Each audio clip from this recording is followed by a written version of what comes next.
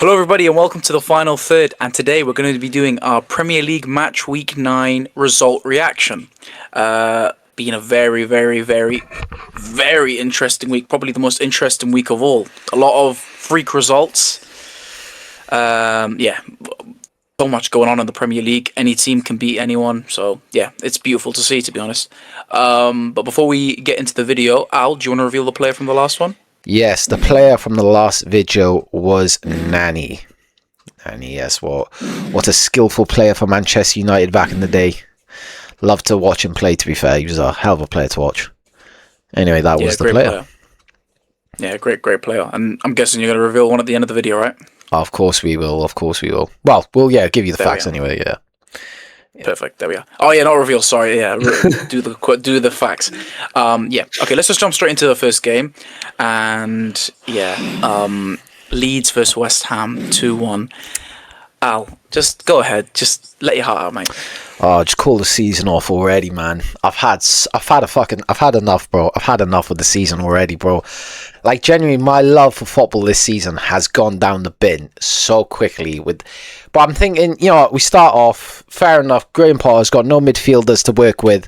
Right, give him the benefit of the doubt. Then they finally bring in some midfielders, and he decides to carry on with the same ones, and does fuck all with the ones he got given, right? It's just getting fucking from bad to worse, yeah? And then I'm thinking, alright, they're going to sack him. They finally do. Surely can't get any worse than this. And then they bring in Nuno, right? I'm thinking, bro, literally. I'm thinking, surely he'll turn it around a little, at least. Maybe get a result here and there. And, bro, that Brentford game, when I saw that lineup, I'm thinking, what the fuck? I'm thinking, alright, though, I'll give him the benefit of the doubt. Maybe, I don't know, he's taken something before the game, messed up the lineup, yeah? And then when I see that lineup on Friday evening, yeah, I swear I had deja vu. I'm thinking, I've seen this before.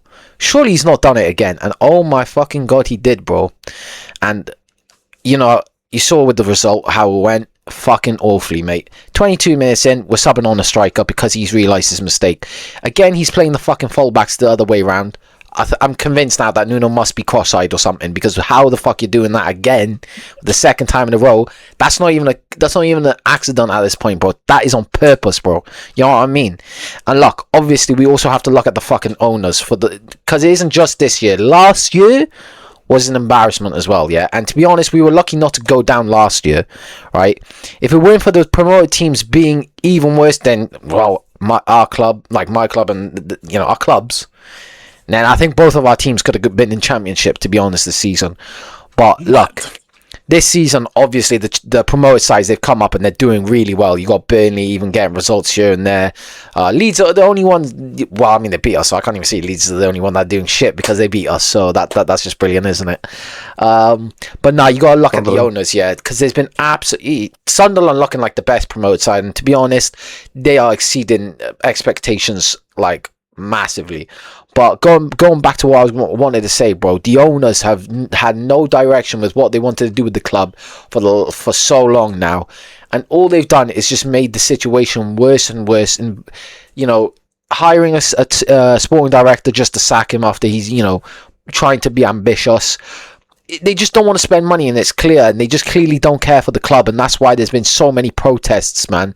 And you can't blame the fans for wanting to leave literally after so far to the end of the game. Like, what's the point of staying in when the owners don't care about the club, and the performances on the pitch seem like the players don't care? But I can't blame the players entirely, because the way they're getting set up, it can't be motivating really for them, man. It's just, man, I've just had enough, honestly. I just call the season off, bro. Honestly, call the season off. There is no positives.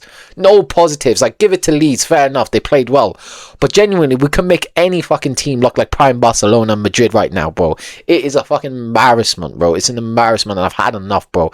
And, oh, God forbid what's going to happen against Newcastle, man. It's, we haven't won a home game, I believe, since... I think February. Yeah, and it was against Leicester, bro. Need I say more? Look, I don't want to carry on talking because I could be here for a long time. So I'm just gonna leave it at that, and I'll let Hassan, do what he wants, say what he wants to say about the situation, really. I'm trying to think of what to say because I mean he's hit every point. He hasn't missed a single thing. But I think with the lineup, we can talk about that a lot actually because it's very confusing what he's trying to do. I mean, I get he's a new manager. He doesn't know the players that well. He's trying to get to know them and stuff. But the lineup just looks really weird. You're misprofiling players, playing them in different positions. Like he's playing Wan-Bissaka a right back, a left back, and yeah, it's just really awkward. I think Juve was also playing left mid, which is a bit. Yeah, I've never seen him play that position before. So it's like, I don't know what he's trying to experiment. I don't know if he's trying to try out something new, whatever. But I think also goes to show how he doesn't trust the team or know whose best 11 is. So he has to switch them around and see, what he can do. But, clearly he's not working and stuff. So yeah, it's not great for you guys, to be fair. And yeah, Kilman, what a shocking play is for you. Oh, don't even get me started on this brother, bro. I completely forgot about this piece of shit, bro. Honestly, I've had enough of the guy. Yeah. You know what? Terminate the whole defense's contract except for maybe the fullbacks, bro. So just terminate all the centre backs contracts, bro. None of them deserve to be earning a penny from the club, bro. Disgrace. I think Tadibo is not the worst. I think he just needs more time. I think he's not being played enough, so that's why he's not as good and as sharp as I say as sharp as the other players, but they're not even sharp even when they're playing. But yeah, it's just they need more time. I think blunt, bro. Not sharp. Bloody hell, man. Shot on a blunt sword, yeah. Yeah, but I think they need more time, and I think in January, I think it'll be very important for West Ham to sort out the defensive issues. I think in attacking, you're not the best as well. Like, even the striker position has been a problem for you. I think bro, for some reason, this ownership loves to sign pensioners, bro. I don't know what's their obsession with pensioners, bro. Do you know what it is, man? They're creating a nursing home. That's what it seems like they want, bro. Fucking hell, this club's not a football club anymore. It's a fucking nursing home. Bring in all the pensioners, man. Jesus Christ, bro. Anyway, sorry, go on. My bad. Yeah, but regarding the game, fair play to Leeds. They got a result. Look, I don't watch the game fully because I just was busy that day. So I think they played well for the team they are. I think Leeds have been struggling at the start of Prem, but now they've been a bit more confident and actually playing really better now. So fair play to them. They got a result against maybe not the best side of Premier League in terms of form, but I think West Ham is still a good side. So yeah, it is what it is. And I think I think Nuno needs more signings to actually compete. So yeah, that's my take. What about you, Carlos? Yeah, shambolic to say the least. Listen, I'm not a West Ham fan, but I do feel for Ali because I think he was saying that it's bad when rival fans feel bad for you, but no, honestly, it's really strange to see what's happening. Like as an outsider, it's mental. You look at their squad, you look at their players, and you think, what's going on? Like you have a team to at least challenge for staying in the league and not getting wins here and there, but no, they look absolutely atrocious. Listen, I thought Kilman was a decent player. Like I didn't think he was the best centre back in the world, but he was a very solid player for Wolves, and come into West Ham and he just looks like I don't useless. Know. Useless, like worse than useless. If anything, a sack of shit. Is the opposite. Yeah, literally, sack. Bro, it's stinking up the gaff. Yeah, 100%. Like, there's nothing more you can really add. Like, I don't know. I feel like you're missing that rock at the back, and obviously Tadibo. Yeah, he's okay, but he can't do it all by himself. It takes a partnership, obviously, at the minimum, to be good in the central defense. But yeah, you could say obviously the fullbacks, the midfield, Irving and Souček in midfield is diabolical. Like that is one of the worst midfield partnerships I've actually ever heard, and it never sounds like it's going to work. But I can't tell what's the worst partnership: the centre backs or the midfielders, bro. The CDMs, like. Do you know what I mean, bro? You know what I mean? It's like like the brother shooting himself in the foot. Like you've not even been here for what? Has he been here for more than a month yet, or is he? Who now? I don't even know. The manager. Nuno. It's a few weeks, hasn't it? Well, yeah, I think it's only been like 2-3 weeks. But bro, it's like we got the Chuckle Brothers in CDM, and then we got Dumb and Dumber at centre backs, bro. Like, just give it a rest, man. You know what I mean? Like, yeah, honestly, yeah, it's unbelievable. And then you go flipping. I don't even know. Give me a good analogy for the manager. He's not doing what a terrible. Graham Potter in disguise. That's what it is, mate. With these bloody lineups. They're gonna start editing Graham Potter's face on Nuno. Yeah, bro. I swear to God. Honestly, like I don't want to cuss out West Ham, but bro, they are really not helping themselves. The manager's not coming in and doing anything, so it's looking peak. And a little bit to say about Leeds. I don't like them either. I don't like them, right? But fair play. They are getting results in games, and you know, like we said, the promoted sides this season look like they're mounting a challenge to stay in the league. So fair play to them. But I say it's time to move on to the next game. The next game is Chelsea versus Sunderland. Speaking of promoted sides, Sunderland won 2-1. Yeah, causing a major upset. You know what I mean? Al, I'm going to ask you a couple points, but I think if you talk about the Chelsea side of things, Yes. obviously you look at Chelsea and how they are lacking that sort of cutting edge up front. Like, let's be honest, there's not really a player you would say currently that they have. Like, they bought in, obviously, Joao Pedro and Liam Delap, a striker. They haven't really had a big impact this season, if we're honest. No. I was just basically asking, do you think the attack is the main issue or the defence? Honestly, I think there's a bit of an issue in both, really. But I think mostly the defence, to be fair. Because I think as long as the defence is good, you can get away with not having the best attack, if you know what I mean. But the defence is... Like, look, I can't really talk much about defence being awful because the thing is, I got to watch when I watch my club. But I remember I saw one of the goals Sunderland scored, and, bro, you would think they're playing musical statues the way they were defending, bro. Like, bro... What happened to Chalobah? Because I remember last season, they were begging for this man to come back from loan because he was playing so well for them. And now, bro, he's just getting absolutely memed, bro. And to be honest, as funny as it is to see, I do feel bad for the guy. But, like, bro, I just don't know. It's not obviously just him. Tossin's also just shit, to be fair. And yeah, look, we obviously talked about it before. We said the biggest problem they had with their transfer window is the fact that they did not invest in any experience in the defense, and it is just absolutely bit them in the arse, mate. You know what I mean? So it's quite evident where the problem is. And yeah, even Joao Pedro, to be fair, he's been very disappointing considering how well he did for them in the Club World Cup. And even towards the start of the season, to be fair to him, got a goal here and then, looked like a good player. But him and Liam Delap, yeah, bro, just kind of just not been great since then, really. Since the start, just having a howler.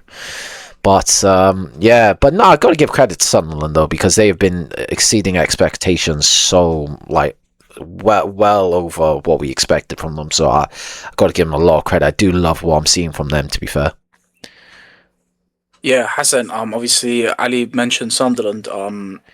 You look at their league position. I believe they're in the top four, but they were second. Yeah, I believe fourth. Third. They're fourth now, is it?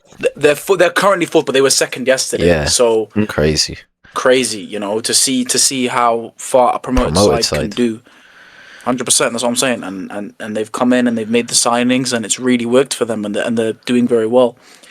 You think there's a potential European charge on for them? 100%. Look, when you beat the likes of Chelsea, you've won the Club World Cup. A very difficult trophy to win. You can beat any side in that regards. I think Chelsea, obviously, not doing the best right now. I think the biggest problem is probably the defense, but I think the attack is also not the greatest. He had Mark Guewa striker for nearly 80 minutes, so. Who's meant to be there? I don't know. They're just missing that striker. And Joao Pedro, he was missing that game, I think. He just didn't do anything, didn't provide enough chances, didn't create anything, he just... I don't know what he was meant to do that game. Garnacho got his early goal, I guess, so good for him. But, the Rat deserved it, for losing the game. So, I'm happy he didn't get the result Chelsea fans despise him, by the way. Even after the goal, they still hate him. I think he was just a waste of money, really. Yeah, I've said it as well. I don't think he's worth 40 million. I think he's worth 30 million. I don't even think he's worth a flipping bag of chips, man. Yeah. Yeah. No, I think that, for Chelsea to buy Garnacho is a bit of a waste of money. I think they should invest that money into the centre-backs.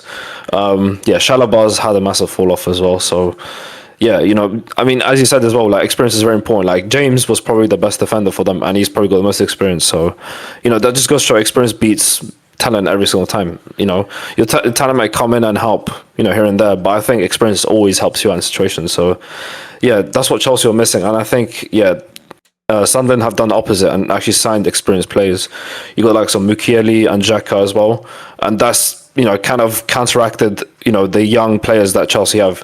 Experience always comes in to help, and I think the goalkeeper is always crucial in that game as well. He's had a very good season as well. So So you gotta give credit to him as well. But I feel like it's always great signing on talent, but when you don't have that experience to guide the young talent, then it's going to be all over the place, and Chelsea's defending was horrific. So, yeah, I think they need to sign, more players and the right players, the right players in the right places, because they've just focused on the attack and not focused for the defense or even the goalie. So, yeah, I think, Chelsea need to, regroup, look at what they need to do next, and, possibly in January if they have the funds, to invest in a centre back, because I think that's what they're missing right now. They're relying on a 19-year-old kid to help out in the defense. So, yeah, I think that they need to, invest in more experience, and yeah, we'll see what happens to them. But I think, yeah, Sunderland, you got to give credit to them, and I think that they have a good chance at, if they can stay up, that'll be a great result for them.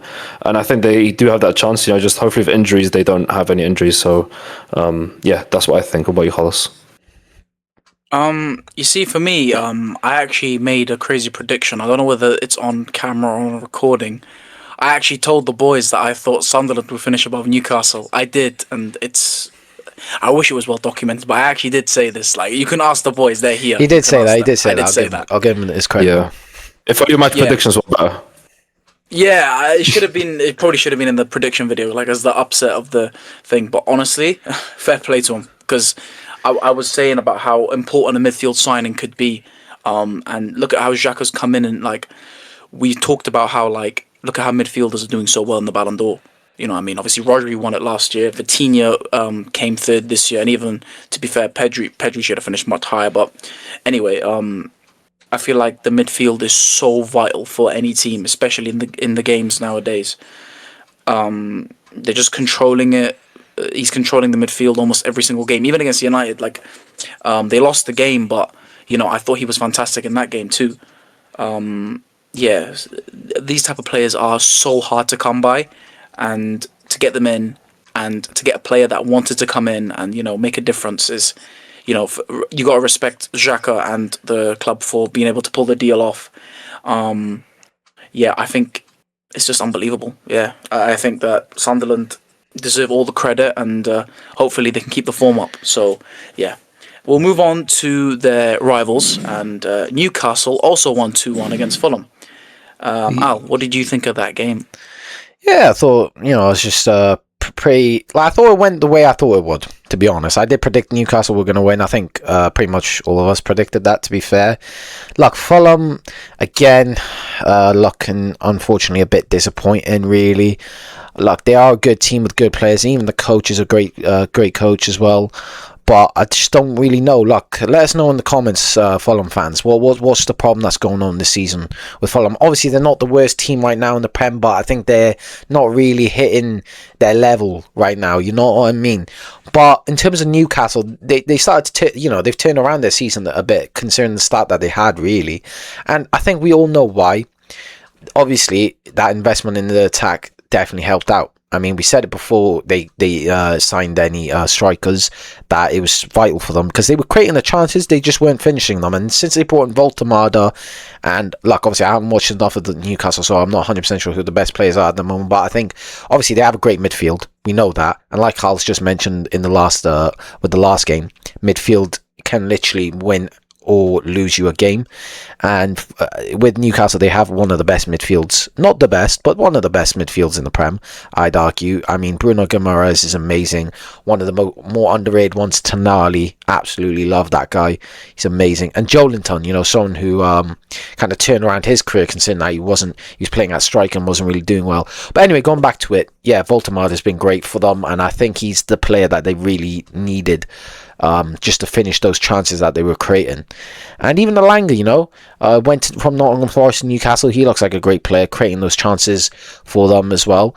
And yeah, I mean, they're just a great team. And St. James Park is just it was at Newcastle. It was at St. James Park, if I'm correct in saying that. Yeah, that's just such a hard place to go and win. So we know how hard it is to win there. And yeah, I mean, I think it just went the way we expected it to be honest. Yeah, in regards to Fulham's side of things, I just think Fulham, they're not the same size as they were last season. I think they had a decent start to the season, not the worst. They drew against United. But yeah, I just think I don't know what it is with them, to be fair. 100%. They just don't have the same intensity as they used to play. I think they were very good as a team, the way they passed the ball around and stuff. It's missing some of that. I don't know what's wrong with them, to be honest. And I think Calvin Bassey didn't have a great game either. I think he made 2 errors in that game. For I can see, I think it's a pass to one of the attackers, and I think Murphy scored a really good goal. To be fair. I don't think Bassey's been the best for them recently in recent Yeah, times. he's had bad games. He had really bad games, to be fair. Yeah, but I think Leno kept him in. He didn't make an embarrassing scoreline because I think Newcastle could have easily scored 2 more goals. But I think Leno made really good stops. But yeah, it's just I don't know. Like it's just you can't really describe certain things because it's kind of hard to see why teams are not doing well. Like you look at a team and Fulham have got a decent team. Smith Rowe especially, he was one of the players at Arsenal who we thought was going to be a great talent for them and play for them for many years, but they still got good players on the pitch. Like I don't know what it is. Maybe the manager's lost his depth. I don't know. But yeah, it's Newcastle are completely dominating. Look, I mean, against Newcastle's midfield, especially like of Bruno Guimaraes, like it's very hard to dominate Newcastle's midfield. But it's just the team is not playing as well as they should, and it's quite disappointing for them. And yeah, that's what I got to say about Fulham. What about you, Carlos? I'll be honest, I think you guys covered it really, really well. It's just simple as that. We all expected Newcastle to win, even though they won it quite dramatically near the end of the game. It's a great result. Fulham are a good team, and they can cause any team trouble. But obviously, they're not doing very well themselves. Not really sure why. Again, could be another manager problem. Could be, just players not performing. But, sometimes that's how it is. But we'll move on to the next game. And it is Manchester United versus Brighton. Man United won 4-2. Very, very interesting game. I don't know where to start. Al, do you want to give me a little bit of insight on what you thought of United's performance? Honestly, yeah, I was very impressed with United, to be honest, and I think they're moving in the right steps right now, 100%. Obviously, we talked about the most important thing for them now is consistency, and they've shown that in that game.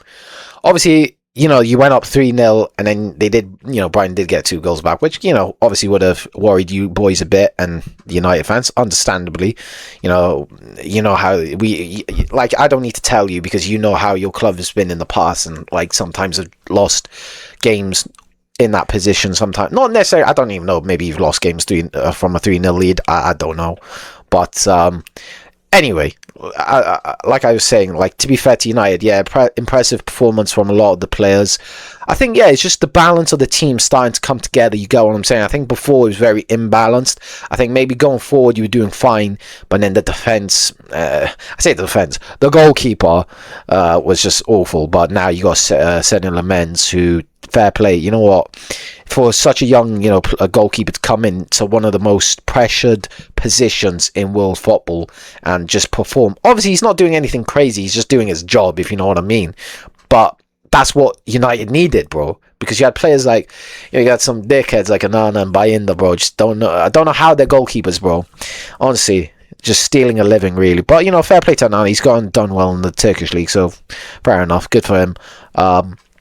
But yeah, obviously the having a spine in your team is the most important thing, and I think United were just missing that one bit to solidify that spine, if you know what I mean. And also obviously the goalkeeper, and even at times the defense looked a bit shaky, but I think he's finally settled on a good defense, if you know what I mean. Who his defense is going to be, because obviously you had issues with Ten Hag. He was chopping and changing every other game with the defense, and was unable to have a solid defense because of that, and build chemistry between the players in the defense. But yeah, even going forward, and Mbeumo and Cunha are just showing why they got bought for the prices they got bought for. And I know before I said maybe Mbeumo might have not been the right signing, and so did Hassan. But fair play, he's silenced the haters, and yeah, man, I don't know, he's just looking great. The goal, I think it was the 4th goal where Aiden Heaven got the assist. But that play from Bruno Fernandes to leave the ball just shows why he's one of the best in the world, bro, in his position, and the IQ that guy has. And again, obviously, I said it before, maybe they should have sold him just because of the money that was on offer. And yeah, that goal there kind of shows why he's so important for United. And yeah, man, just if you guys want to carry on, you probably got more to say than I do. Also, I just want to say one thing about Brighton, because I think you guys are going to go and talk a lot about United. I just want to say one thing about Brighton.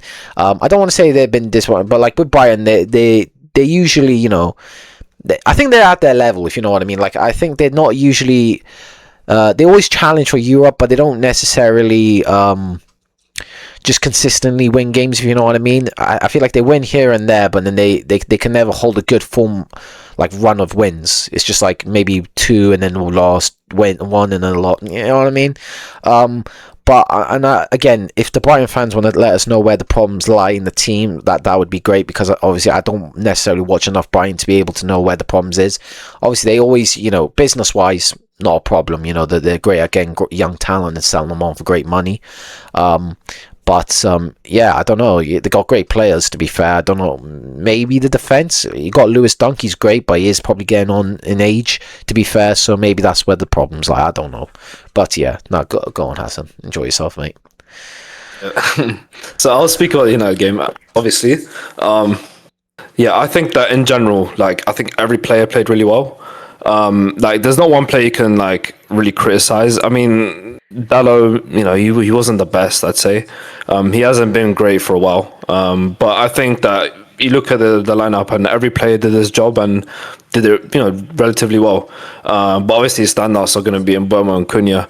And Casemiro as well. You can't forget about him, goal and assist as well. A bit of a fluky goal, but he worked hard to deserve that goal. And yeah, he's proving. A lot of people were criticizing him and saying he's not good enough. He's getting on in age and whatever. But he's proven he can turn up in big games and put in a good performance. And for Cunha, I'm really happy for him because he deserved that goal. He's been doing everything well outside of scoring goals and assisting, and I feel like that was the perfect time to score. And what a finish it was, bottom corner, just class. And Bruno involved in a goal as well. Nice chip to Casemiro, and he passes to Cunha, and he scores, and he deserved that, man. First goal of the game as well. And Burma as well. I put my hands up and say, like, I was wrong. Look, I always thought Burma was a quality player, but I think that obviously United could have invested that in different areas. But I think he's very crucial now. He's come in and he's done, a very good job and a massive upgrade from likes of Garnacho and Rashford. So yeah, Rashford might be doing well in Barcelona, but he wasn't doing that consistently for Man United. So who knows what happens to him next season? But yeah, those two, just unreal. For the price that we got them for, they look like absolute bargains. Like, compared to the likes of Verts and Isak, and Sesko as well. To be fair, as well, Sesko was very involved in one of the goals to Mbeumo.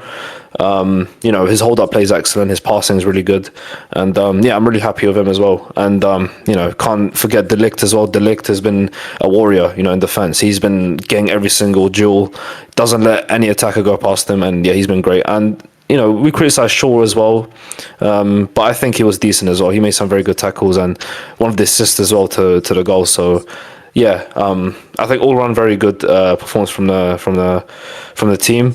And as what Ali said about Bruno, I think he's crucial to the team. I think without Bruno, we're a much worse team. He might not be the best captain ever. He might lose his emotions. He might lose his temper as well. But I think that what he provides to United is, you can't put a price on that. You know what I mean? He brings in a bit of creativity. He brings in a lot of control in the midfield. And I think this game, we've criticised about Bruno playing this position, but I think he did really well that game in that position. He was getting involved in tackles. He was getting involved in the passing and build up to the goals. So yeah, you cannot fault Amram for choosing that. And he's kind of proven us wrong, which is, good to see. And I think Amram really deserved this win. Like, I want him to do well. He's a very likable guy and very honest in interviews as well. And that's what we like to see, And I think he deserves the success that he's getting now. And hopefully it continues, And United strength could get his haircut. So yeah, that's all I got to say. And I'll leave the rest to Carlos. I think you guys covered it really well. I'll just add a couple more points. I did say Brian Mbeumo, signing of the season. So far, can you name me a better signing? I don't know if you can. Can you? He's been unbelievable. His finishing. To be honest, both goals were unbelievable. Like, we've missed a player like that who's able to just be so clever with the way they finish, the runs they make, the passes they do, the dribbling. It's night and day when you compare it to someone who I know is doing well now, but Anthony. Anthony was a very one-dimensional footballer who could pretty much, only cut in on his left foot, and that's about it. And spin like a fidget spinner. Again, yeah, exactly. You talk about Garnacho too. Obviously, the upgrade from Cunha to Garnacho is also there to be seen. And let's talk about another upgrade, the goalkeeper. Yeah, that's the one that I think obviously has given us stability at this point. It's unbelievable how, we had the option between Emi Martinez and Lemens. The club made the right signing if he continues the way he has been.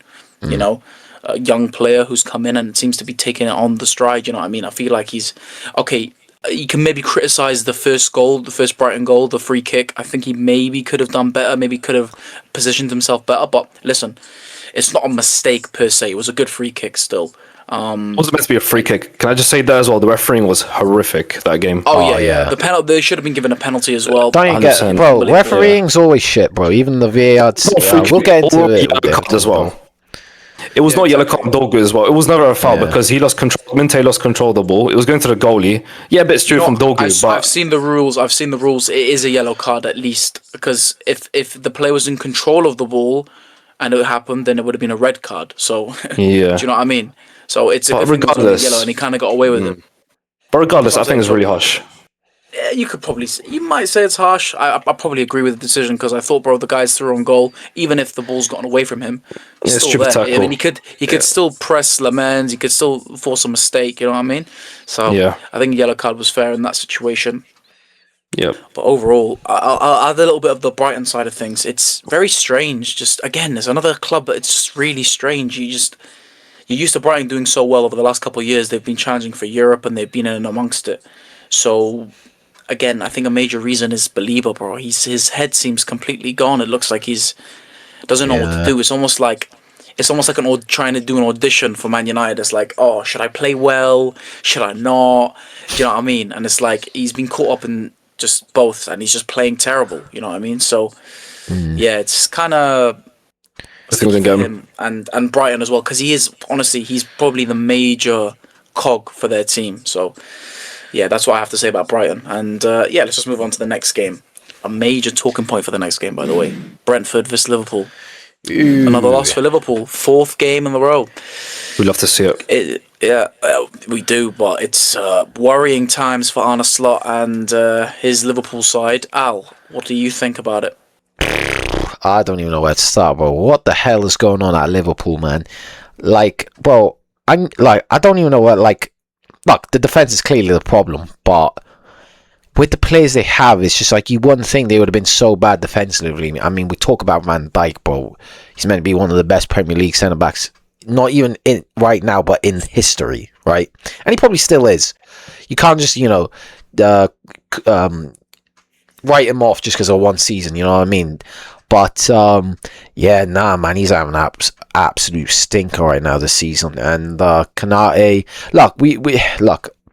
Unfortunately for Liverpool, they had a tragic thing happen during the summer. Obviously, they lost, a teammate and a friend in Diego Jota, and that's really going to impact the players big time. You know what I mean? It's not a small thing. We're not talking about a small thing here. This is a friend, a close friend, and a teammate to these players, bro. It's not easy to get over something like that, and they haven't come out and play. And to be fair, they start off the season somewhat alright. Maybe the performances weren't great, but they were getting the wins. But unfortunately, it's just not gone well for them. And would you say Slot's under pressure? Probably not, because I think that win of the Premier League last season gives him a lot of credit in the bank. But he needs to figure out what the team is right now. Maybe even if it is revert back to square one in terms of, bring back the team that he was playing last season and just add in maybe only 1 or 2 changes. I think the biggest problem he's literally tried to completely change it with the signings he was given. And understandably, you know what I mean? When you sign these players for a lot of money, you can't just chuck them on the bench or on the reserve. You know what I mean? You have to play them, and the owners are probably going to want him to play them, and so then it becomes a problem. We know this because Chelsea, obviously, when they signed, like, God knows how many players, don't even know how they got away with it, but whatever. It became a problem for the managers that were coming in. Where there was Maresca, Pochettino, Potter. It was a problem, like we know. And right now, I think for Liverpool, obviously they haven't signed that many compared to them. But it can be a problem, and I think that's what has happened to Liverpool. Really, I think it's he's had too many signings trying to was to implement them has become a problem for Slot. But talking about Brentford, like, fair play to Brentford, bro. They like, me and Carlos need to apologise to them big time, because we had them to get relegated, and looks like, it bit me back in the ass, because now my club's probably going to get relegated, and maybe I deserve what I got. But it's funny how the tables turned, eh? Brilliant. Yeah, I'll talk about Liverpool's side as well. Like, yeah, what I'm gonna say is, do not ever compare Van Dijk to Rio Ferdinand and Nemanja Vidic. Like that's so disrespectful to them too. Because I get Van Dijk, yeah, he was great for a few years, or whatever. But the consistency that Rio Ferdinand and Nemanja Vidic had as a duo for many seasons and won it all, like, you cannot compare that to Van Dijk.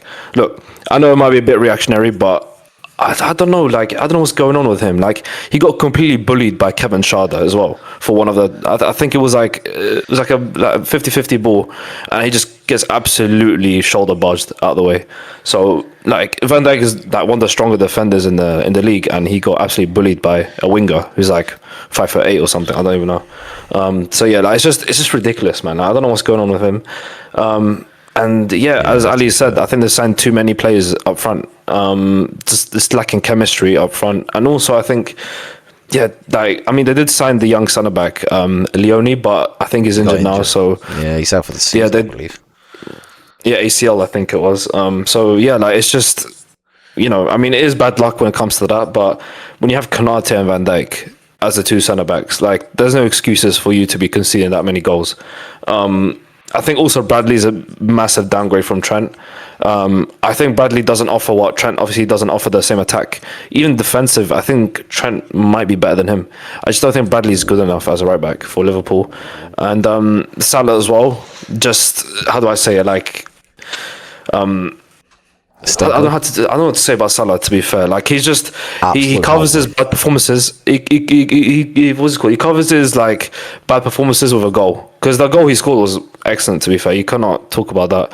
But he just doesn't do enough. And I don't know what's wrong with him. Like, he's not the same Salah as we've known him from last season. And Wirtz as well, Mr. 009 now.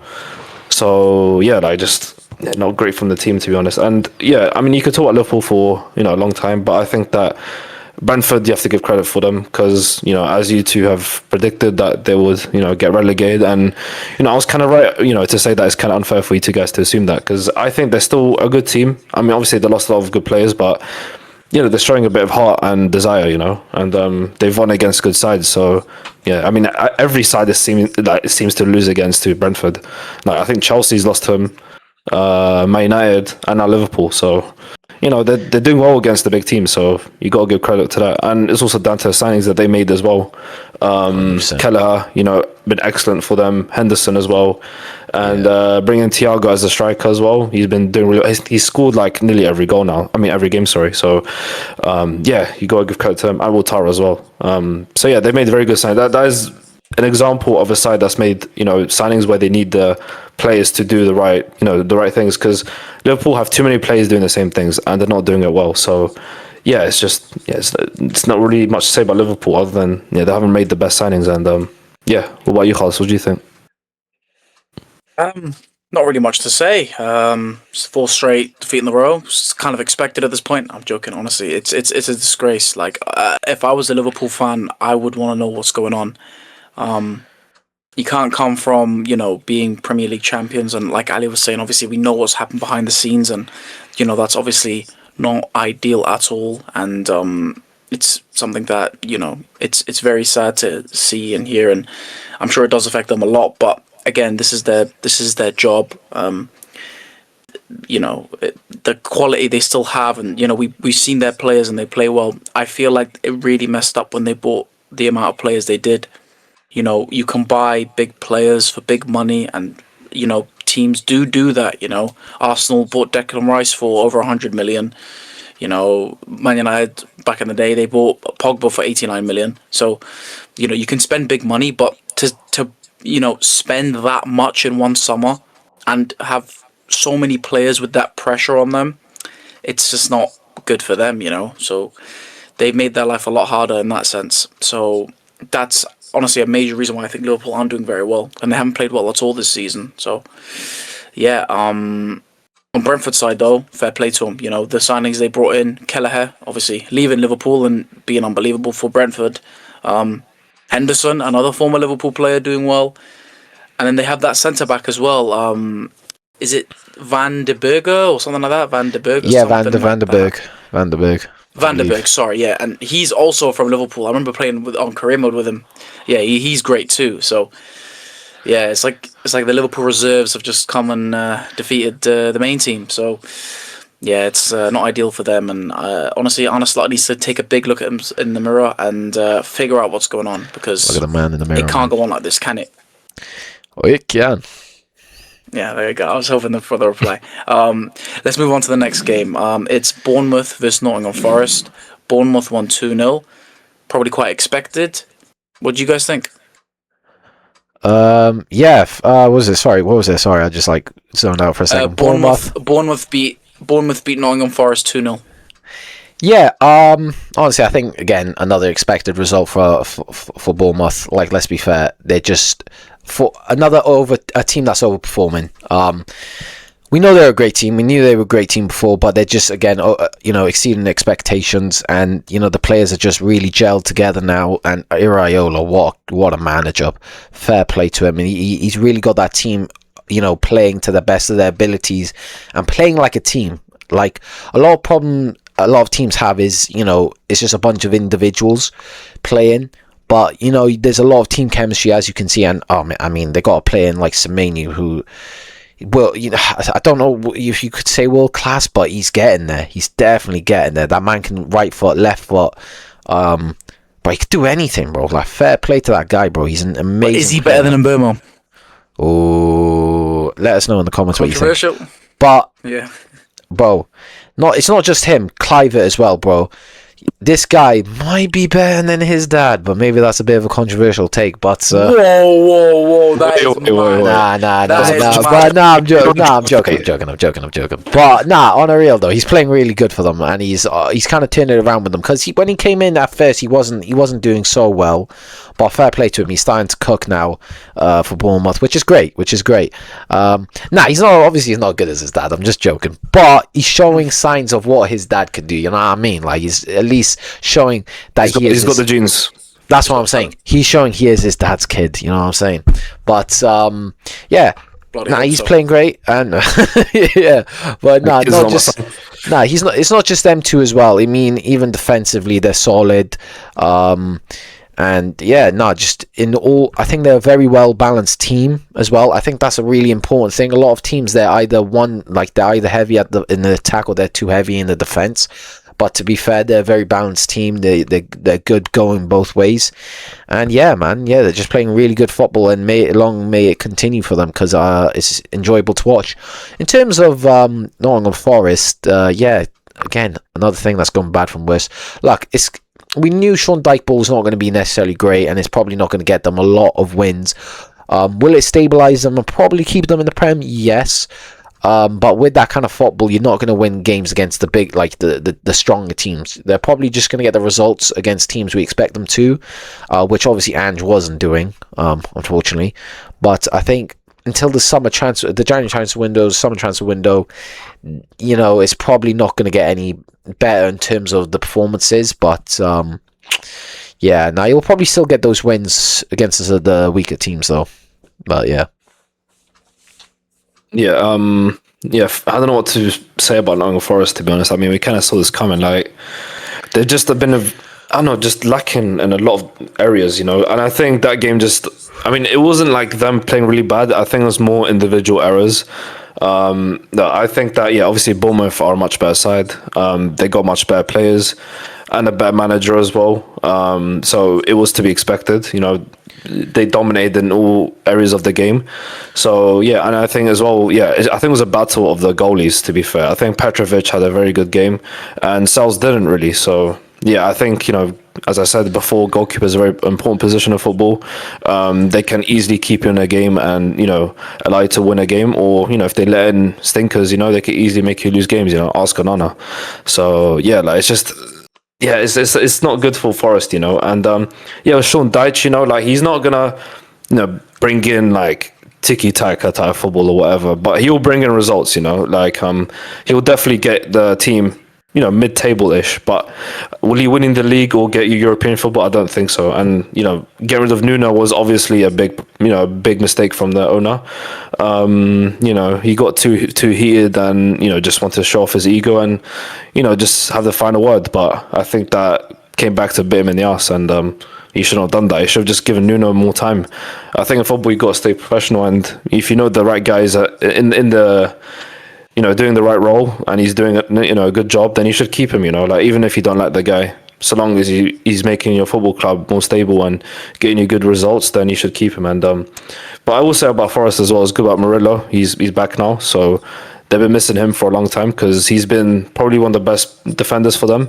So it's a good thing he's back, but I still think that won't be enough for them to get results against good teams. And we do know Bournemouth are a very good side, so credit to them. And that's what I got to say. What about you, Carlos? Yeah, what more can you say? Bournemouth are just, they've been unbelievable the last season and a half, probably. Maybe even more than that. I think they've been, since Iraola's come in, he's implemented the style of play and it's really working, They've obviously, you can tell a manager's done a good job where they basically shipped off almost half the defence, brought in new players, and they don't look any different. They look arguably better. You know what I mean? Yeah. So that's just credit to the manager. How he's coming and sort of like I said, shipped off a lot of the players, and it just made a massive difference. And you feel like they can do the same as we've talked about with Sunderland and potentially push for the European positions. And unbelievable, because I think they have one of the smaller capacity stadiums in the league. It's like 10,000, something like that, 15,000. Really small. Like I've seen it. Yeah. It's tiny.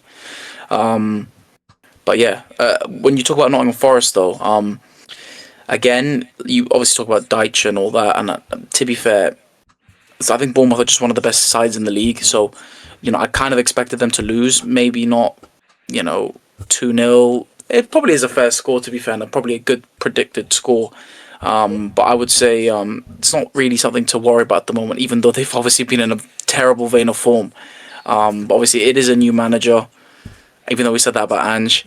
You're going to have to hope that they need results soon, because I think we said that about Ange. Give him time, let him in bed. But no, they didn't even get a win under him. So you're going to have to hope that, they can... I mean, the next game's Man United. If they get a result there, they can really kickstart their season. So let's see what happens. Let's move on to the next game, and it is Arsenal versus Crystal Palace. Arsenal win 1-0. Eze scores against his former club, and Arsenal stay top of the Premier League. Can they do it, Al? They can. The question is, will they? Do they have the mentality to do it? You know what I mean? Realistically, their problem, I think, in the last few seasons has been the mentality. And I swear, it's like every season we're saying this is the best opportunity for them. But this genuinely has got to be the best opportunity for them. All the big sides aren't necessarily playing up to their standards. The sides that are threatening them, if you know what I mean. So City and Liverpool, realistically, City are doing well, but maybe not enough to really threaten them. And Liverpool are just having... stink over a season, really. So yeah, no, honestly, they need, if they don't win the league this season, then I don't think they'll ever win the league anytime soon, especially under Arteta. But he needs to win the league, because if he doesn't, I think he needs to go, personally. But if I'm being honest, I think it's more likely they're going to win the league than not. Let's be fair, they're just playing even games like this, they grind out that win. You get what I'm saying? They might not win convincingly, but they'll still get the win. And I mean, obviously, as they scoring against his former side, it's probably always going to happen, to be honest. He was finally going to get his first goal. And yeah, he's just a great player, and it clearly shows that he's made an impact on that team, like when he's been played.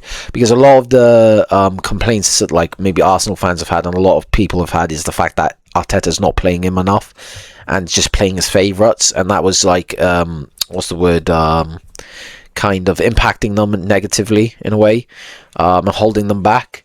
So yeah, nah. But let's be fair, Arsenal, like I said in the last video, they are probably got the best squad in the Premier League in terms of depth, in terms of the first 11 and everything. And Miles Lewis-Skelly like he's an amazing player. Calafiori's even is a great player now as well.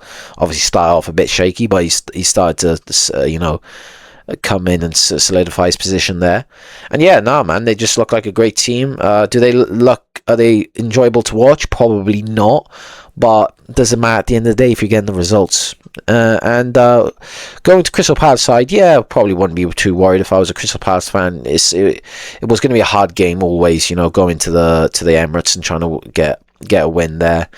But yeah, again, I wouldn't be too worried. They're a great team and they're playing great football this season and they've been great. So simple as that. They'll carry on to do well, I think. And yeah, it's probably just I don't know, just like what's the word here? Like a rock in the season. Walk in the park. Bro, I don't even know what I'm trying to say, but like you get what I'm saying. Like it's just a fluke. It's not something to be worried about, kind of thing. You get what I'm saying? Yeah. But yeah, that's what I'd say about the game. Yeah, for me, I think Arsenal just dominated completely. Like, I don't think there's much Crystal Palace can do. You can't really blame the defense because it's just a 1-0 win for Arsenal. So defense did their job, but it's down to the attack. I think the attack just wasn't working for Crystal Palace's favour at all. Just not enough chances created, and Arsenal just dominating completely. I think it could have been 2-3-0 if it wasn't for the defense of Crystal Palace. I think Mark Gahey is one of the main reasons why they didn't concede more goals than they did. And if they sold them to Liverpool, it would have been a very, very bad impact towards their season. I think he's very important for Crystal Palace, and it's just when you're coming up against one of the best defenses in the league, arguably the best one, against a good goalkeeper as well, it's hard to score against a team like that. And Arsenal might not play the best style of football, but they're getting results and they're the top of the league right now, so you can't really fault them for that at all. And but in regards to, I want to talk about Gyökeres, to be fair. Look, I think Arsenal are still playing as if like they still have Marino up front or no striker up front, and I think that's possibly why they won't win the league if they don't create enough chances for the striker, because the striker could just bag you easy goals if you give them good chances, And I don't think you can blame Gyökeres for that because he hasn't had good chances to score. Like, I think it was the game against Frankfurt. Who did they play against? Oh, it was Atletico Madrid. Yeah, Atletico Madrid. Gyökeres kind of scored from his own luck, from just true. tackling the ball and getting in. It wasn't like his teammates were creating chances for him. So I think that is one thing Arsenal need to improve on if they want to win the league. But other than that, great performance from them, and they deserve the win. Coming to the Emirates is an easy game, and well deserved win for them. But yeah, what about you, Khalas? What do you think? I just think that, like you guys say, Arsenal are probably the team to watch right now. They are the best informed team. I've seen some Arsenal fans potentially say in the world. I wouldn't say that just yet because obviously PSG is still about. Real Madrid are in great form. I know Man City lost today. Today, when we're recording the video, but yeah, I don't know. I feel like Arsenal, they have to take the opportunity they have now. They've had it so many times before. They've been in this position before. Will they learn from their mistakes? I hope not, as a United fan. But honestly, I feel like this is their best opportunity, and they this do point need to take it. Yeah, because I think the last couple of years, obviously, it was either Man City or Liverpool really challenging them. But Yeah. I mean, they both have bleeps. Also, like I said, oh no, actually that's the Man City game. Don't worry, I'll say that when we get to the Man City game.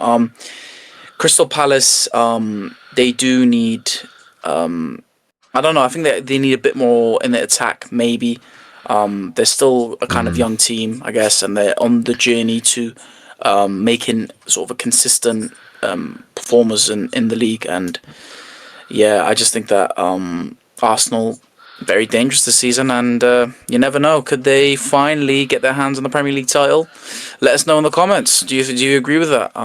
So yeah, let's move on to the next game, and it is Manchester City or Aston Villa versus Manchester City. Aston Villa won 1-0, and great result for them. Al, what do you think of the game? Yeah, no, like you say, great result for Aston Villa. Quite surprising, I guess. That I thought City would win that game if I'm being honest, but look, yeah, City have been probably getting away with it for a good few games now. Considering their defense is probably not up to par with the rest of the team. It's not it's more maybe the fullbacks you could say and stuff like that. I just think, yeah, I don't know, their defense is not up to par to what they used to have, and it's clearly affecting them. And yeah, I mean, obviously, Haaland finally hasn't scored a goal in a game for them, I believe. You know what I mean? So, you know what I mean? So did he didn't? How close was he to breaking Vardy's record? Or In the Premier League, that's a good question. Well, he didn't I'm get pretty sure it was there. 11 Yeah. Premier League games in a row. Because remember, That's what he it's did, yeah. 11. Yeah. But unfortunately, Haaland, for his sake, did not get there. And yeah, Villa, fair play to them. You know, they've definitely turned around their season. They've just completely turned around their season, and it's good for them because the start of the season they had was genuinely disgraceful, bro. Like, not scoring a goal for God knows how long, but fair play, man. You know, they're finally starting to play the way they should be playing with the team that they got, and respect to them, because when you have a start to a season like that, it's kind of hard to turn it around, but they've managed to do it. And look, I think Villa Park is a great place. It's great. It's got great atmosphere, and the fans getting behind the team, and yeah, just help them get across the line today. And yeah, it's a close game, of course, only 1-0. But those are the kind of wins you want to get if you want to push for like Europe in terms of Aston Villa. And for the sake of City's side, it's not necessarily like the biggest loss. Like, it's not like that big of a loss, if you know what I mean. Aston Villa are a great side, and they having to go away and play them. It's not necessarily an easy game. So yeah, you know what I mean. If you're a City fan, shouldn't probably be too worried.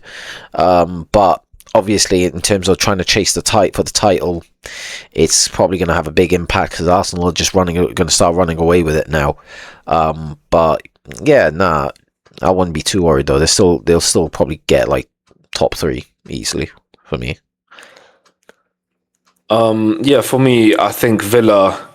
Yeah, they were just great in defence. Obviously keeping a clean sheet is very important, but that's down to the man between the sticks. Martinez. They were close to losing him in the summer, and I think that bringing him back in the team has been, very crucial for their season. I think he stopped a lot of shots that could have got in. And we know about Martinez. He's a world-class goalkeeper. He has his mistakes here and there, but I think every goalkeeper does. They're not going to save every shot. But yeah, he's won it all, and for good reason. He's a very good goalie. And the defense in general, I think that Aston Villa got a very strong defense. Obviously, Matty Cash scoring the goal, but I think in general they're very good at keeping attackers at bay. But in regards to Man City, I think Man City just relied on Haaland too much this season, and obviously when he doesn't score the goal, that's when they lose the game. So I feel like that's where other players need to step up and try and create more chances for him, or either score goals themselves. And it's just not been their season, I guess. But City are going for a rebuild right now. They do need a bit more players, certain positions. I think the wingers, I think right wing is a weak position for them.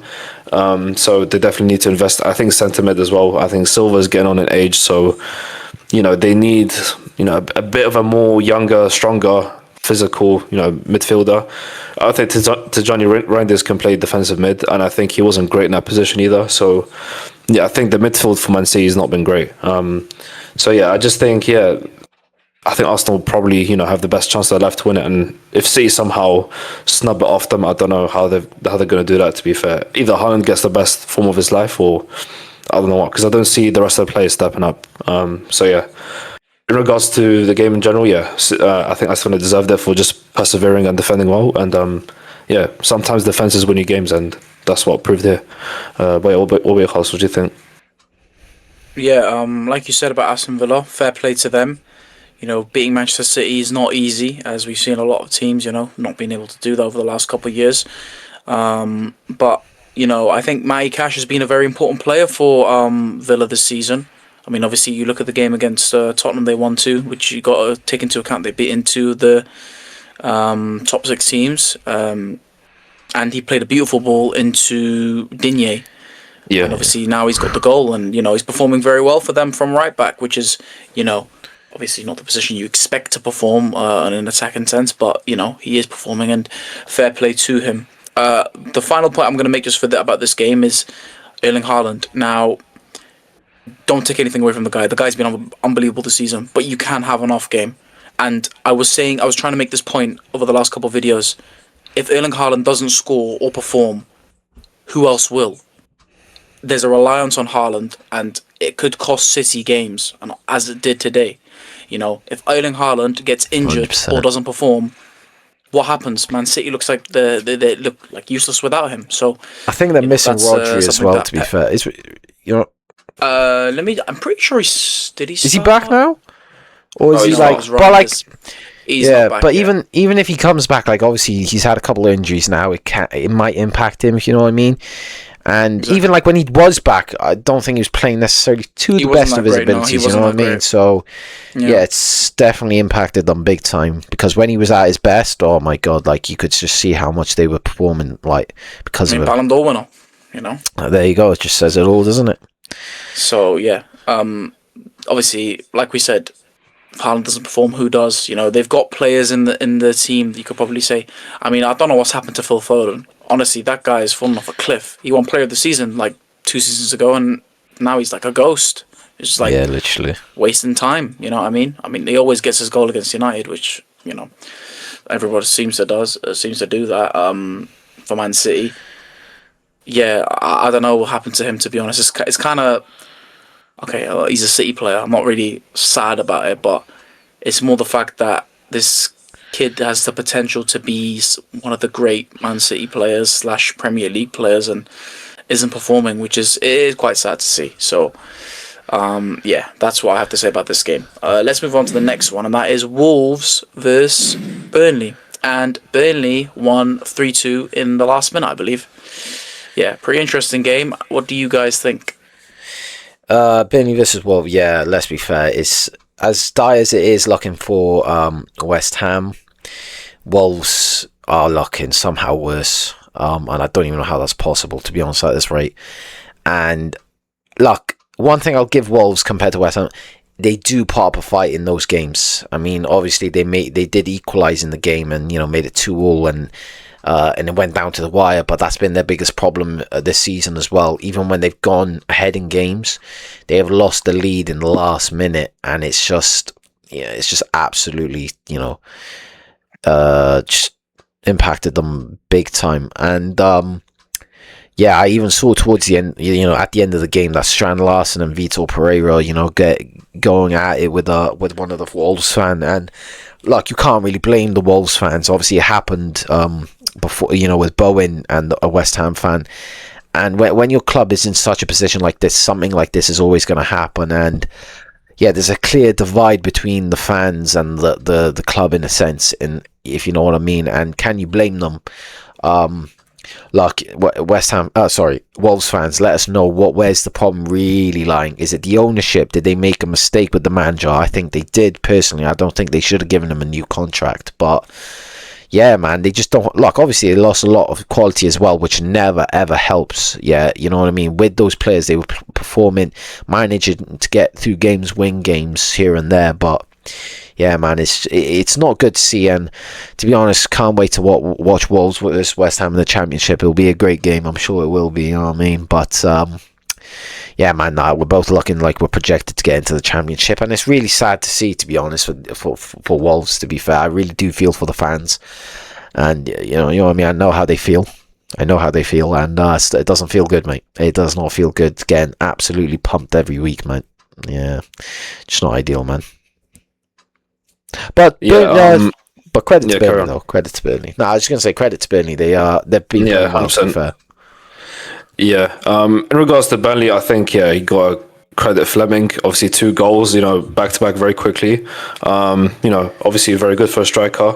But I think Burnley have been quite underrated this season. They've beaten decent sides, and you can't really fault them for that at all. I mean, I think we projected Burnley to get relegated, which they could still probably get relegated, but I think that they have a chance of staying in the league, which is, I guess is good for the league. A bit more competitiveness going on. But I think, Wolves, unfortunate for them. I think they put up a good fight. I mean, look at the stats. I think Wolves, probably beat them in every stat. So yeah, it's just quite unfortunate for them. Things are not clicking. The goals are not coming for them. I mean, they are scoring 2 goals, which is not terrible, but I think the defense for them is a big problem. Possibly the goalkeeper as well. So yeah, it's difficult to say where the problem lies, but I think obviously extending the manager's contract is a big mistake in my opinion, because I don't think he's proven that he's a good coach. He's only been there. I think he was only there for like half the season, or I don't know how long he was there before he got the contract extension, but he hasn't done anything to justify that happening. So I think it's a big mistake from the ownership to extend his contract, and it's proven to be that, because since the league has started, they haven't had a single win. The only team in the league that hasn't won a single game. So yeah, things are looking rough for them, and you just got to feel bad for them. But credit to Burnley, I think they deserve the win, and they're proven to be a decent side in the league. But yeah, what about you, Khas? What do you think? Honestly, it's looking very, very, very peak for Wolves. I said it when they lost 2 games in a row, and now they haven't won a game in 9. I don't know what to say. Yeah, they need to do something and act fast, because if you want any hope of staying in the Premier League, which obviously it looks likely they're going to finish rock bottom with the way they've been playing, they need to do something quick, because the manager's not. It's not working out with the manager. They're arguing with the fans. It's looking like a major mess for Wolves, and it is quite sad to see, because they've been a consistent Premier League side for a while. And I don't know what to say more really about Wolves. On the Burnley side, fair play to them. They've come into the league, and they've I've seen them. They're on 10 points, and I'm sure a lot of teams would take being on 10 points at this current moment in time. Not pointing any fingers really, but I don't know, man. It's just the fact that they were able to get the late winner too, just shows the mentality that you need to stay in this league. To get last minute winners is a major skill. Obviously, not many clubs want to be in that position where they have to get a last minute winner, but the fact that they did, and against a consistent Premier League side, is very impressive for Burnley. So, fair play to them, and they could we see a season where all the promoted sides stay in the league? That's another interesting point of conversation. We could probably discuss that at a later date. So, yeah. We'll move on to the final game, and that is Everton versus Tottenham. And Tottenham won 3-0 away. What did you guys think of the game? Yeah, fair play. You know what? To be honest, shocked me. I thought Everton would win. Obviously, they had great form at the new stadium, and obviously they are a great team, playing really well this season. Man, I don't really know what to say. Obviously, they did get that goal disallowed. Maybe it was a bit controversial. I'm not really too sure what I think about it. Obviously, we've seen the problem with the refereeing this season, and to be honest, for the last God knows how long, it's just the inconsistency. They'll give the same goal for a different club, and then don't give it in one game and not in the other. It's just like the consistency is so poor with the refereeing. It's ruining the game, bro. It's ruining the game. Game's gone, man. You know what I mean? But Look, fair play to Tottenham. Obviously, we've been saying that they've been a bit disappointing, but they've come and made a statement right there. With that win against Everton, to go away and beat Everton, which isn't easy this season. To be fair, with the way Everton have been playing. It's a statement from Tottenham, and obviously it's not like Tottenham are a bad side whatsoever. They're a great side with an amazing squad and a great manager. So they were bound to get a win like this at some point, and fair play to them. They finally got it. And obviously the most important thing though for them is to make sure they have consistency, similar with Man United. I think their biggest problem is just the consistency, because they do have great players, some that I don't want to talk about because I'll probably end up crashing out at this point. But they got a great squad, and fair play. But with Everton's thing, to be fair, I think they're a great squad. I do think they need to maybe boost the defense a bit more in January, because I think it's not bad, but could be better. And yeah, maybe even the midfield as well, maybe a bit more. But again, they're a good team, and I'm sure they'll do well this season anyway. Yeah, I want to say as well about Everton, like, I think the scoreline doesn't really reflect the game. I think that Everton didn't play terrible. I think they were good. They created a lot of chances, but I think Beto missed the sitter, to be fair. And yeah, just not great at all. I think Beto, like, he's not a terrible striker by any means, but I think obviously if Everton want to go to the next level, they should probably invest in a better striker. But yeah, like, I was expecting them to win as well. It was quite a shock result. But you got to give credit to Mickey van der Ven. You know, he's a great defender. You know, 2 very good goals. And yeah, just looking like a complete wall in defence. And yeah, I mean, Tottenham overall looking like very good side. I mean, they're quite inconsistent. That's the problem. Like, they turn up in games like this, but then they lose to like another team next week, and you know, a team that's weaker than the side that they just beat. So yeah, I don't know. I think Tottenham's got a Man United problem as well. I think against the good sides they play well, but against the bad sides they don't play well. So yeah, it's not great at all. And in regards to Everton, I think, you know, Pickford, I think he made a silly error as well for one of the goals. I think he passed it to one Tottenham player. I think it was a bad pass. But I think, yeah, the defenders in Everton just, yeah, not doing the best, to be fair. I think the fullbacks are probably the weakest position. I don't think Tarkowski and Keane are terrible. I say Michael Keane's probably the weakest link out of the two. But I think, yeah, the fullbacks definitely need improving, because they used to have decent fullbacks, you know, back in the days. Seamus Coleman, one example. So yeah, I think that, you know, fullbacks is probably what they need to invest in. And yeah, I wouldn't say it's like a scare for Everton. I think they can definitely do better, and I think the scoreline doesn't reflect, you know, how the game was. So yeah, I think, you know, you got to give credit to Tottenham, but yeah, Everton should just, you know, look forward to the next game, and, you know, hopefully things will get better for them. Yeah, it's kind of hard to say. It's crazy what Van der Ven's doing. He's probably their best player this season, you know, scoring a lot of goals, being involved, you know. Yeah, it's impressive to see how, you know, he's come and kind of scoring these goals, and it's really strange to see a centre back score, you know, as much as he has. I'm pretty sure he's got like 4 Premier League goals, which is, you know, at this stage of the season, it's quite. Is it 3 or 4 or something like that? It's at least 3. I know he's scored at least 3. So, yeah, it's very impressive, the fact that, you know, I'm not sure. If I'm honest with you, I didn't really watch the game because I was busy at the time. But were they both corners, or I don't know how he scored, to be honest. I think it was. Well, there you go. I mean, if it's both corners, Yeah. it just shows how good he is in the attacking third, and obviously they kept the clean sheet, so you also see how good he is in the defensive third. So, yeah, Tottenham look like they are back in a little bit of vein of form, but like Ali was saying about consistency, that's also a very important thing. And when it comes to Everton, you know, yeah, it's one of those things where you look at the squad, and I think there are certain positions they can improve. Potentially the centre backs, definitely the striker. You know, they haven't been the same since they sold Lukaku, to be honest with you. That's obviously the last world class striker they had, and you know, ever since then they've been trying to find the one to replace him, and they haven't been able to. Maybe they have to buy him back. Who knows? Even Richarlison as well. He wasn't bad. Like, he was good. He was for them as well. okay. He was good for Everton, but you want Lukaku, mate. Lukaku. Yeah, no, he wasn't. Of course not. People forget how good that guy was for Everton. Unbelievable. He's disrespected, in my opinion. I think for United, he wasn't bad either. Man United bought him for 75 million because he was that good for Everton. So yeah, listen, you know, it's a great result for Tottenham, and yeah, I think Everton do need to lock in a bit more and try and get a better set of results so they can, you know, push to what they want to do. But that is it, guys. That is the results. Al, do you want to reveal the player before we end the video?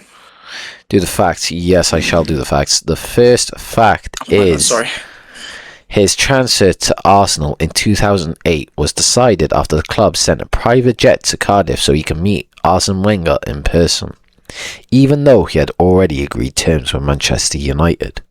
The second fact, he scored his first goal for Arsenal in a Champions League match against Fenerbahce in 2008 before he had even scored in the Premier League. The third fact, he captained Wales for the first time at just 20 years old, making him one of the youngest captains in the nation's history. The The fourth fact. In the 2013-14 season, he scored 16 goals in all competitions, despite missing several months through injury, a career best tally. And for the fifth and the final fact, he was part of Wales' Euro 2016 squad that reached the semi-finals and was nominated in the UEFA Team of the Tournament, one of only 2 players from outside the world's top 10 ranked nations to earn that honour. There you go, let us know in the comments if you know who that is, and we will reveal him in the next video. Perfect, Al. Thanks for that. Another great weekend. We already said that earlier, but let's hope the coming weeks can be, just as good. Long may it continue. As we said multiple times, it's a very interesting Premier League season, and I feel like it's the most open one we've had in a long time. So, yeah, that is great to see. But thanks, guys, for coming in. Please leave a like, subscribe, let's not turn on forget your the notification leaderboard. bell.